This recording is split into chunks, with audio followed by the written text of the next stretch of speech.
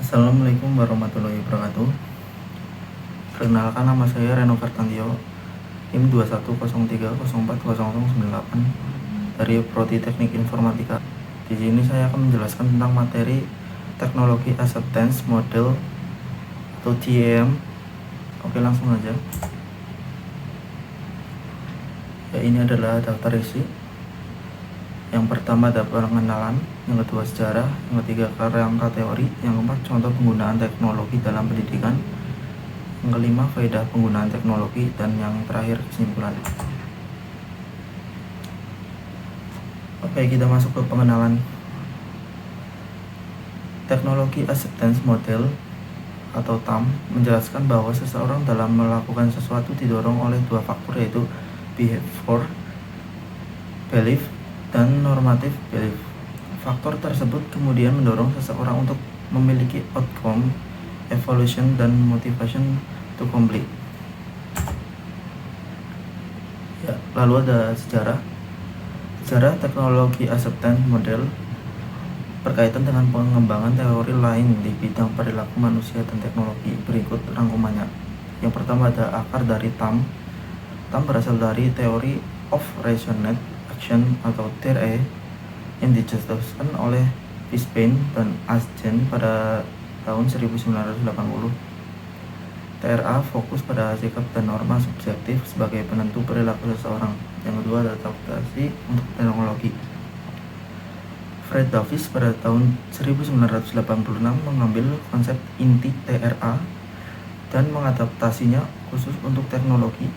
Beliau menyadari pentingnya faktor kegunaan dan kemudahan penggunaan teknologi dalam mempengaruhi penerimaan teknologi. Hasil adaptasi inilah yang kemudian dikenal dengan TAM, yang diperkenalkan pertama kali pada tahun 1989.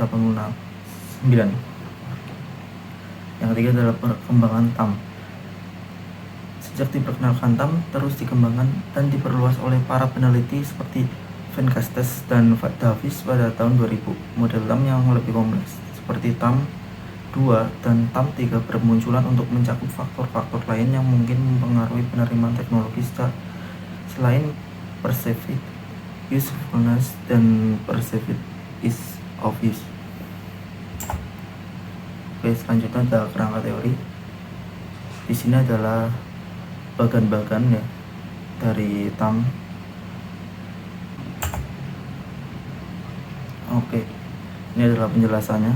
Yang pertama ada external variable atau pemboleh ubahan iuran. Ia akan mempengaruhi perceived usefulness, persepsi faedah penggunaan, dan perceived ease of use, persepsi mudah untuk digunakan secara langsung. Yang kedua adalah perceived usefulness, ya, persepsi faedah penggunaan. Penggunaan percaya dengan menggunakan teknologi atau sistem akan meningkatkan prestasi kerja.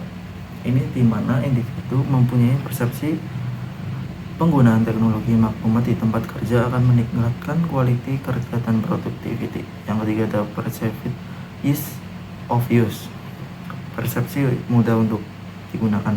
Penggunaan percaya bahwa teknologi sistem tersebut dapat digunakan dengan mudah dan bebas dari masalah.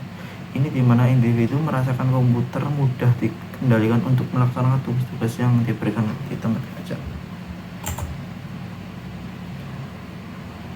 Lalu ada attitude toward using, sikap terhadap penggunaan. Sikap terhadap penggunaan sesuatu teknologi sama ada berbentuk penerimaan atau penolakan apabila individu menggunakan sesuatu teknologi dalam pekerjaannya. Penelitian lain menyatakan bahwa faktor sikap attitude sebagai salah satu aspek mempengaruhi perilaku individu. Yang lima ada behavioral intention to use atau kecenderungan tingkah laku. Kecenderungan tingkah laku untuk menggunakan sesuatu teknologi. Yang keenam ada actual system usage atau penggunaan sistem sebenar, dinilai dalam bentuk pengukuran terhadap frekuensi dan tempo masa teknologi digunakan. Penggunaan akan merasa gembira menggunakan sesuatu sistem jika mereka yakin sistem ini mudah untuk digunakan dan dapat meningkatkan produktiviti kerja. Ini adalah contoh penggunaan teknologi dalam pendidikan. Yang pertama adalah teacher assist, yang kedua ada SAPS atau sistem aplikasi pemeriksaan sekolah, yang ketiga ada data EMIS atau education management information system, yang keempat ada data SMM atau sistem maklumat murid, yang kelima ada ETA Rantula atau program nilam, yang keenam ada e-learning, yang ketujuh ada edu.w.tv, yang ke-8 ada smart card. Dan berikut adalah faedah penggunaan teknologi. Yang pertama adalah cepat dan mudah digunakan. Yang kedua ada alat yang sangat penting. Yang ketiga cost yang munasabah. Yang keempat meningkatkan keupayaan kognitif, psikomotor, dan afektif. Yang kelima ada peningkatan productivity dan quality. Ya baik, ini adalah kesimpulan dari teori TAM ini, yaitu individu akan menerima dan mengaplikasikan teknologi sekiranya dapat memberikan manfaat kepada individu, organisasi, dan masyarakat.